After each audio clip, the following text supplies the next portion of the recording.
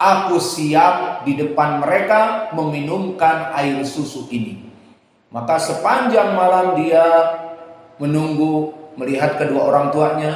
Di saat terbangun maka diberikan minum.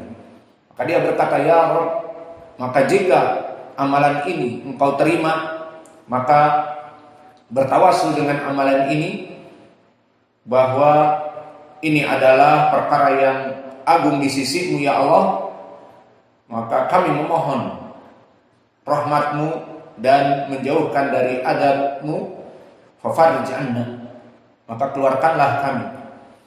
Fazala thuluthul hajar, maka terbuka sepertiga dari batu.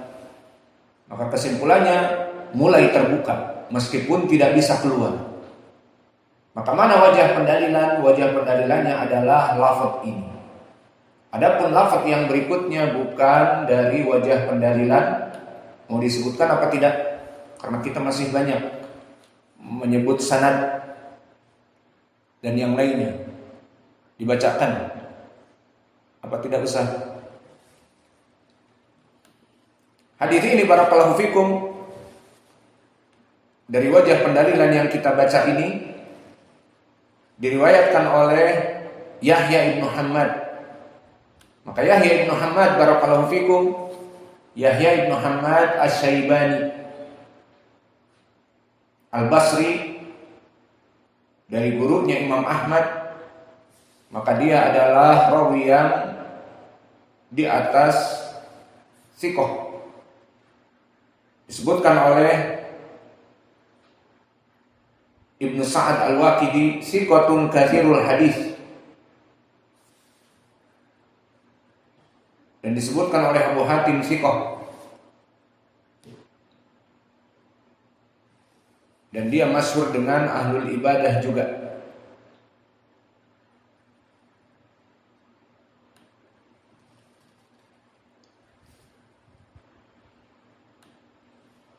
Kemudian meriwayatkan dari Abu Awanah, maka Abu Awanah adalah Waddah al-Yaskuri, dan nisbah al-Yaskuri ilal Basrah, yang jelas dari Irak.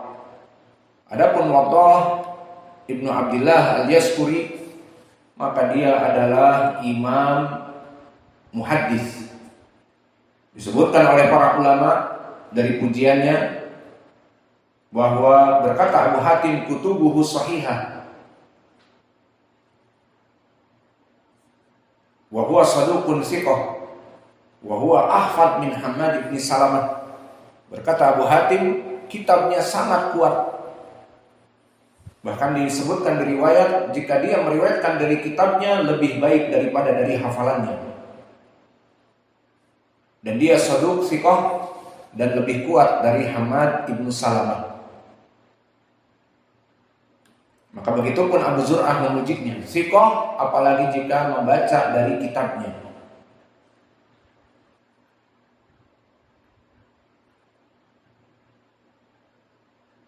Dan begitu pun Imam Ahmad, Abu Awanah jika meriwayatkan dari kitabnya, fahuwa asbaq. Abu Awanah jika dia membaca dari kitabnya di saat dia mengajar, maka lebih kuat. Maka inilah menandakan bahwa menyimpan catatan kalian yang kalian pelajari dari kami, disimpan di tempat yang baik, tidak masuk perkara-perkara yang buruk. Misalnya kena hujan, akhirnya tulisannya tintanya membaur, tidak terbaca, ataupun setengah hilang dari catatannya. Maka catatan yang kalian catat dari ilmu-ilmu itu adalah modal kalian. Dan dulu para ulama di dalam ilmu hadis yang kita pelajari, hadisun sahih, syaratnya adalah mempunyai dhabt, dua dhabt, dhabtul kitab dan dhabtu as-sadr. Mempunyai hafalan di dalam hati, dan itu modal, harus mempunyai hafalan. Dan yang kedua, mempunyai catatan yang selamat dari keburukan.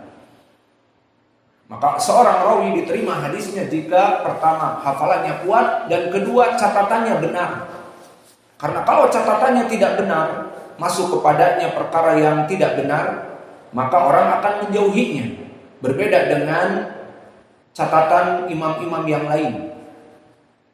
Untuk contohnya adalah Katibul Laits yang mempunyai tetangga yang buruk. Fakatibul Laits du'ifa bisabab dakhala fi kitabihi madkhal min jiranih asu.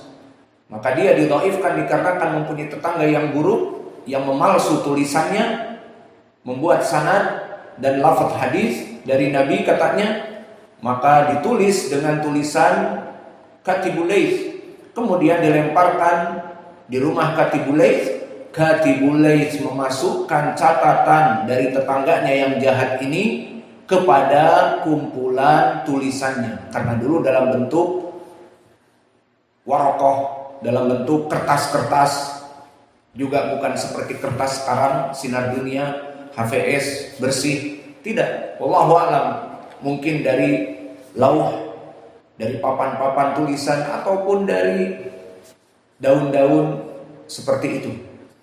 Maka itulah seseorang rawi hadis yang tidak bisa menjaga kitabnya, maka dia didhaifkan. Dan Abu Awanah masyhur, kitabnya di kalangan para ulama sangat sahih, sehingga jika Abu Awanah membacakan kitabnya, para ulama lebih senang. Karena meskipun dia hafalannya kuat, kitabnya paling bersih, paling benar. Maka Abdurrahman Ibnu Mahdi pun mengatakan seperti itu. Kitab Abi Awanah asbat min hifdi Husain. Maka kitabnya Abu Awanah lebih kuat dari hafalan-hafalan para muhaddisin yang lain.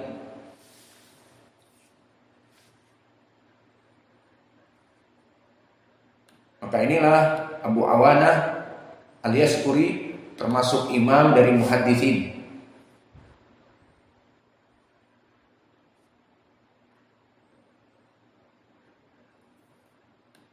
Maka Imam Yahya Ibnu Ma'in pun mengatakan Abu Awanah ashah kitab. Dia adalah orang yang mempunyai kitab yang paling sahih kitabnya. Maka jagalah catatan kalian, apa yang kalian tulis di situ dijaga, itu akan bermanfaat. Kita punya catatan dari Syekh kami Mukbil dan masyayikh yang lain, maka kita membuka catatan memberikan faidah ilmu yang waktunya itu sangat cepat. Kalau membahas mungkin butuh 10 menit, membuka catatan hanya 1 detik. Itulah keutamaan kita mencatat fawaid-fawaid dari masyayikh kita. Adapun Qatadah, maka dia Qatadah Ibnu Di'amah As-Sadusi Al-Basri, maka dia sering kita ulang, namun di pelajaran ini mungkin pelajaran yang baru, maka tidak apa-apa kita sebutkan. Kalau di Sahih Al-Bukhari sering kita ulang. Maka dia adalah imam muhaddis. Disebutkan oleh Abu Hatim, asbat ashabi Anas Az-Zuhri tsumma Qatadah wasi'ul hadis. Bahwa Abu Hatim mengatakan orang yang paling kuat periwayatan dari Anas bin Malik seperti di sanad ini, dia adalah Imam Az-Zuhri dan Qatadah. Maka sanad ini mempunyai keutamaan periwayatan Qatadah dari Anas, periwayatan orang yang paling kuat dari Anas. Bahkan Abu Daud As-Sijistani mengatakan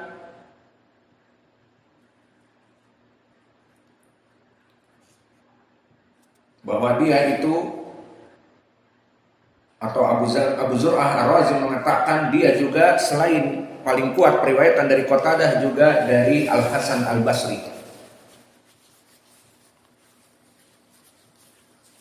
Dan berkata Imam Ahmad, dan ini ucapan masyhur, kana ahfadu ahli Basrah la yasma' syai'an illa hafidhahu. Bahwa dia dari penghafal yang buta dari orang-orang Basrah, maka dia buta. La yasma' syai'an illa hafidhahu. Tidaklah dia mendengar kecuali dia menghafalnya.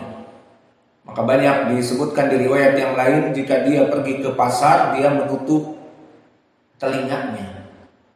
Karena untuk belanja, bukan untuk mendengar apa yang ada. Maka antum tahu, wallahu a'lam, pasar di zaman Qatadah dekat para sahabat, apakah ada sound system? Allah alam tidak ada sound system. Paling ucapan-ucapan wallahu alam mungkin 20.002 mungkin seperti itu.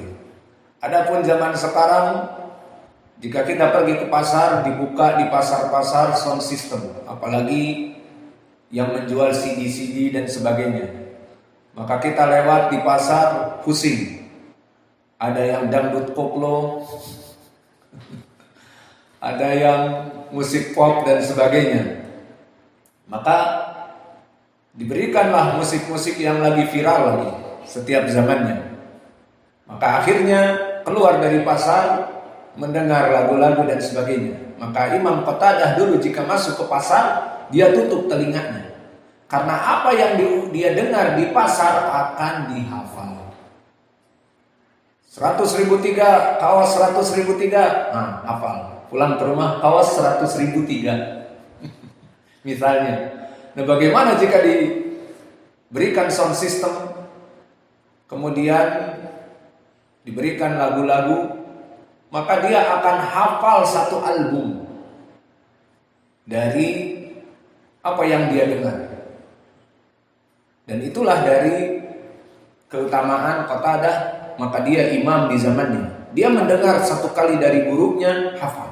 Dan gurunya gak tanggung-tanggung, sahabat Anas ibnu Malik. Maka oleh sebab itu kenapa Qatadah menjadi imam agung? Karena ini. Tapi dia buta, na'am. Justru dengan butanya Allah Maha Adil. Allah tutup pandangannya, namun Allah bukakan hatinya, sehingga menghafal semua yang dia dengar dari guru-gurunya, terutama Anas ibnu Malik. Maka dia sering kita lewati dari ilmu tafsir Qatadah. Dan di dalam Sahih Al-Bukhari meriwayatkan dari para sahabat, dari Anas ibnu Malik dan yang lainnya. Maka berkata Imam An-Nasai, asbat wa ahfad min As'ath. Dia lebih kuat dan lebih hafal dari As'ath.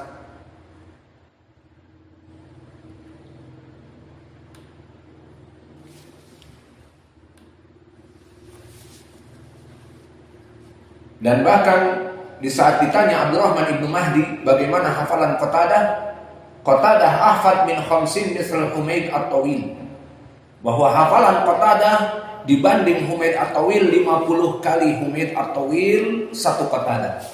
Maka ucapan tauhid nisbi seperti ini menunjukkan bagaimana Humaid at-Tawil dia termasuk dari asbatun nas kepada Anas juga. Humaid at-Tawil sama-sama mudallis, dan dia meriwayatkan dari Anas banyak. Namun karena sama-sama muridnya Anas, ditanya Abdurrahman ibnu Mahdi, bagaimana hafalan Humaid dengan hafalan Qatadah yang sama meriwayatkan dari Anas? Humaid 50 orang seperti Humaid dilawan satu dengan Qatadah hafalannya baru sama. Menandakan bahwa hafalan Qatadah sangatlah kuat. Karena tadi kata Yahya ibnu Ma'in, kata Imam Ahmad, dia akan mendengar dan menghafal, langsung menancap di hatinya. Maka Al-Waqidi Ibnu Sa'ad mengatakan di Tobat Waqtul Kubra, siqatun ma'mun hujjah fil hadis. Dia adalah orang yang di atas derajat siqah imam, dan dia hujjah fil hadis, seperti Al-Quran hujjah. Maka ucapan dia di dalam hadis itu jadi hujjah bagi kaum muslimin. Namun antum tahu bagaimana manusia itu tidak lekang dari kesalahan, bagaikan gading yang tak retak. Dari segi keimaman, dari segi ilmu dan hafalan dia jagonya. Namun Allah berikan, karena manusia tidak sempurna, kesalahan di bidang yang lain, mencintai tadlis. Dan ini perkara yang buruk juga, seperti kita bahas di permasalahan tadlis di pelajaran Baiquniyah, bahwa permasalahan tadlis masuk kepada hadis yang tasyabbah bima la yuhqa, di mana dia ingin kenyang dari perkara yang bukan haknya. Dia tidak mendengar dari gurunya, dia tadlis dengan qala, tidak mengatakan sami'tu ataupun akhbarana amba'ana, tetapi qala an. dari gurunya. Padahal dia tidak mendengar dari gurunya dan dia tahu. Namun agar muridnya menyangka bahwa dia mendengar dari gurunya. Itulah tadlis. Maka di sini tercela. Maka inilah yang membuat Qatadah Ibnu Da'amah didhaifkan hadisnya jika dia bertadlis. Namun jika dia mengatakan sami'tu akhbar